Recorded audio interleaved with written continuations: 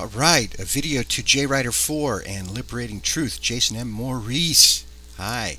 Um, I started a video for Maurice, and then Jason, I saw your video, and so I thought I would which was great. They're both great. Maurice, yours put us on black nationalism and can we unite or can we unify, and Jason, yours was a response. Uh, it incorporated some of that, and it was a response to the whole idea of separation agents, which is a great concept. I just did a blurry job of describing that. Sorry. So I'm going to mix them together actually, and redo the first video and mix them together. And I'm going to call the video "Culture as Software" because I think it's a valuable concept. I mean, I think of our bodies as hardware, and our belief systems and our culture as the software. And just like with a computer, you can have the computer, the hardware, and you can put a CD-ROM in there and change a software program and even change the operating system of the computer so that it's no longer running MS-DOS or Windows, but it's now running Unix or something. A whole different way to organize data and think. We can do the same with culture. I mean, people change cultures. I mean, if you're born in a different culture, you grow up participating in a different culture. Your behavior is different. People convert to different religions, different belief systems, and they go through a profound change. I mean, the process of conversion. I've read something about the process of religious conversion, and there seems to be really a recrystallization of the entire personality sometimes. So I think that culture is software, and every culture seems to come with it a mythos. Now, I don't mean false myth, I mean mythos, a system of belief, and that usually includes an idea of the origin of the people or of the culture. Usually it's identified as the people. And if you read anthropology, you see people usually have certain basic forms all across the planet. Oftentimes people believe that they were always here, or they believe that they rose up out of the earth and were always here, or that they weren't here but they descended from the sky. There are lots of others, but they have certain commonalities. Maurice, I know you're familiar with the account in Genesis, the biblical account for an entire cosmogony, an origin of man in the universe. My own worldview, my own mythos, which is just another mythos, is the theory of evolution and an assemblage of sort of scientific theories, and as I say, it's just another mythos. Whatever it is, humans seem to have some longing for, an explanation as to the origin of the universe and the origin of mankind. In any event, where was I going with all this? Jason, I really agree. Culture can divide us. The different mythi, is that a plural of mythos? Anyway, they're not always consistent.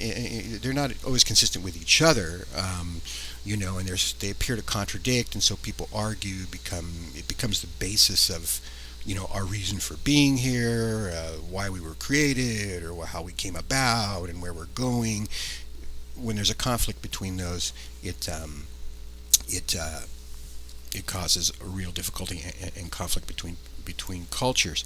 I got some notes here. It divides us, and there's that old saying, divide and conquer. And as long as we're dividing ourselves, any oppressor doesn't need to bother to divide us, because we're already dividing ourselves and spawning new divisions. Religions tend to do that, to spawn offshoots, and it's hard to really pull things together. I don't think that we'll really ever unify on a single mythos.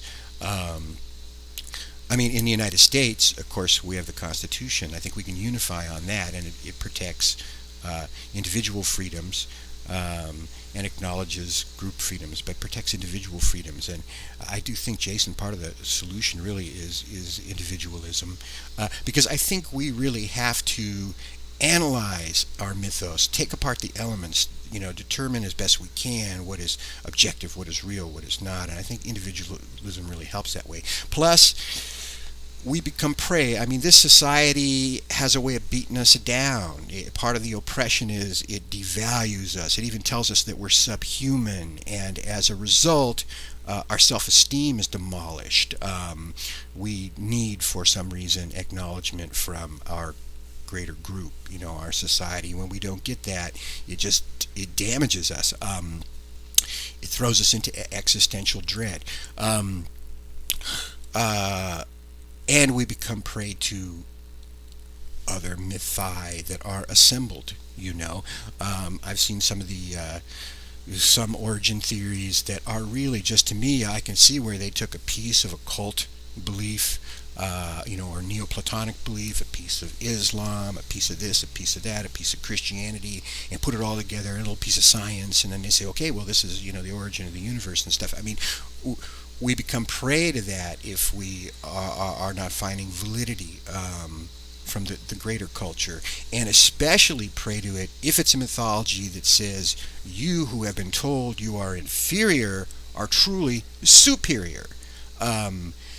We're prey to that because it's so miserable to feel inferior, to be told that we're inferior, that just as a relief to feel superior. But it's false, I believe. I believe none of us are superior. I believe our bodies are the hardware and our culture is the software. Because it's opposites. Inferior, superior, it leads to injustice, and they're opposites. And if you look at, say, Satanism, taking a religion as an example, the ones who desecrate the cross, they think they're free from Christianity, but they're not. They're simply worshiping the opposite of Christianity. So they're not free. They're not free from one particular religion. They think they are, but no, they've simply negated it. They're simply worshiping Christianity upside down. And this is the same thing with flipping from believing you're inferior because you're told you're inferior to believing that you're superior. It's just the opposite. You're worshiping the opposite concept. And I think the true freedom lies outside of that, transcending both those opposites, realizing that everybody's equal. I think as long as we're trying to unify under a particular mythos, we're going to be divided. We just are. It's like, just like, will the Christians and the Muslims ever unify, and the Jews and everybody else and the Buddhists? No, not, at least not on that basis.